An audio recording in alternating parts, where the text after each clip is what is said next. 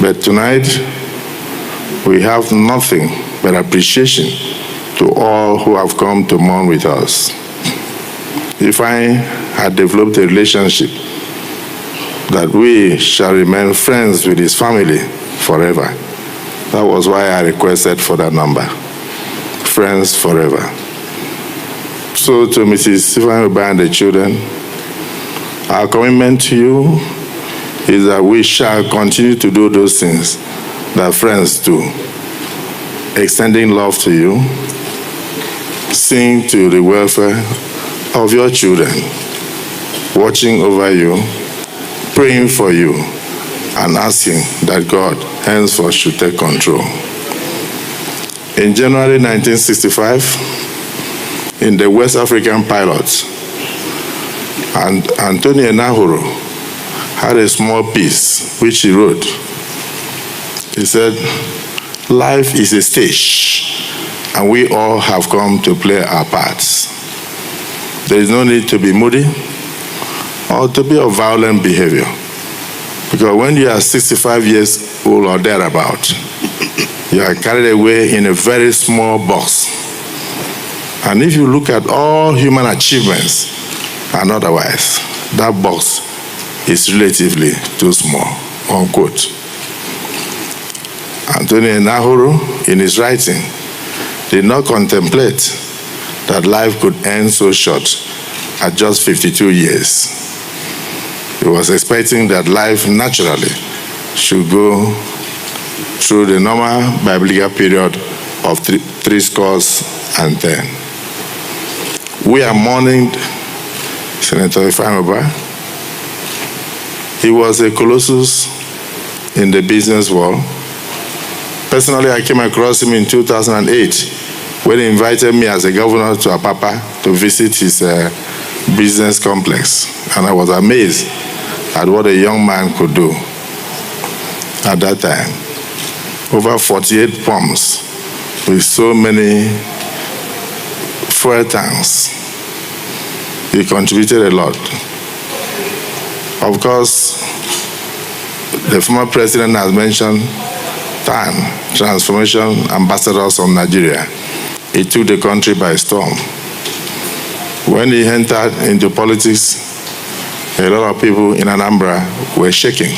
They were very scared of distinguished Senator Ifeanyi Ubah. Ifeanyi Ubah was very prepared to prove that political party did not matter to him. What mattered was the love of the people. Ndị Igbo love him. So whether he contested under any platform did not matter. Hence, he picked on YPP. And he won election twice to the Senate. And it's not an easy thing to win election as a senator. Even Senator Ngige can tell you that.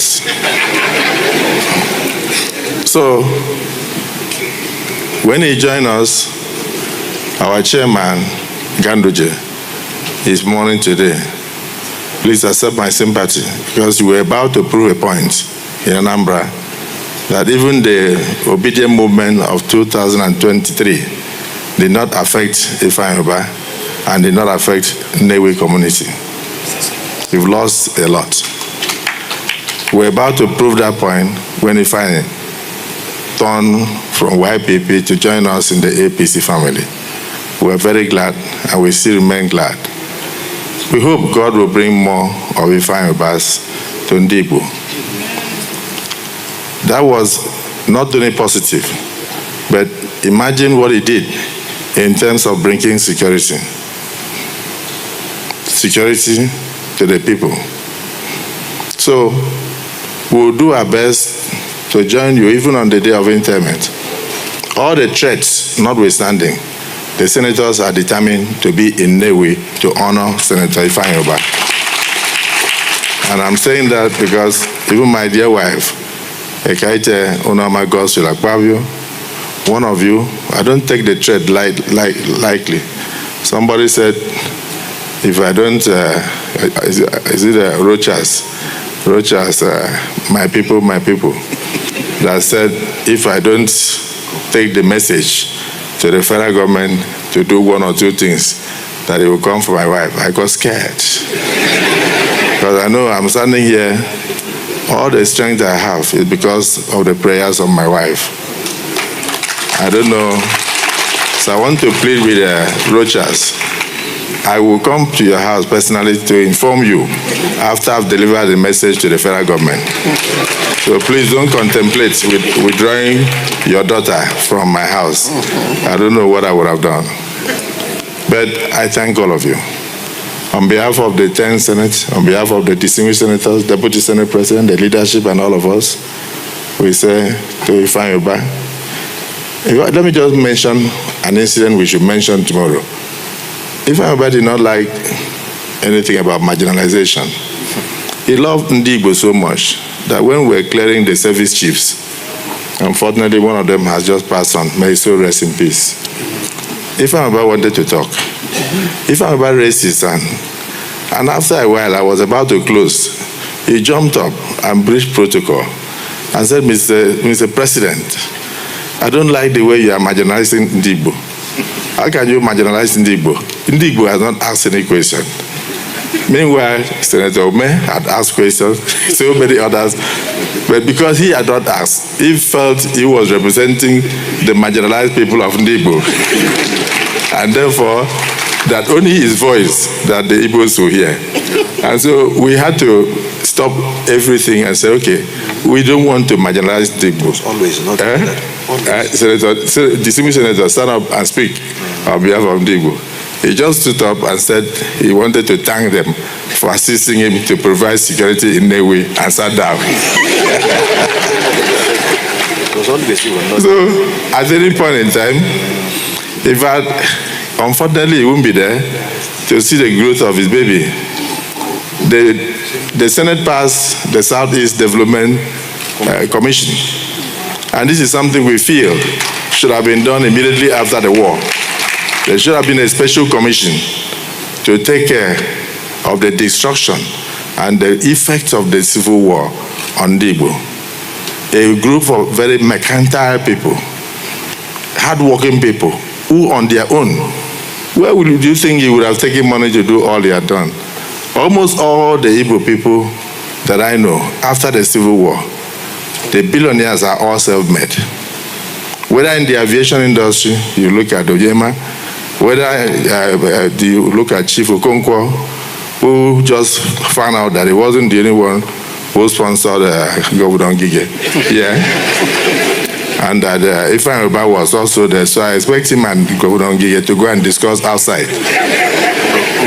That is United, whether Emeka Ofo, and so many others. I can tell you that the Igbos are self-made.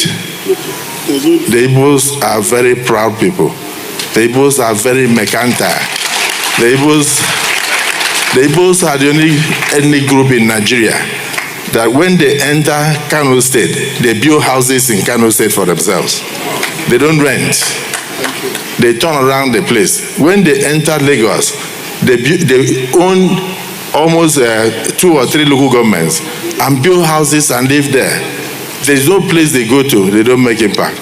But other Nigerians will come to my state and rent houses and stay for 15 years and go back without building a structure. But the Igbos are not the same. They are not like that. Wherever they are. So Ifeanyi Ubah represented the creme de la creme of the Igbo enterprise.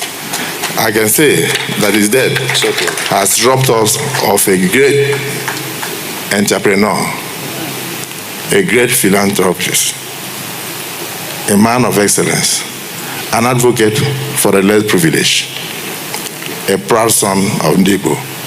May his soul rest in perfect peace. Amen.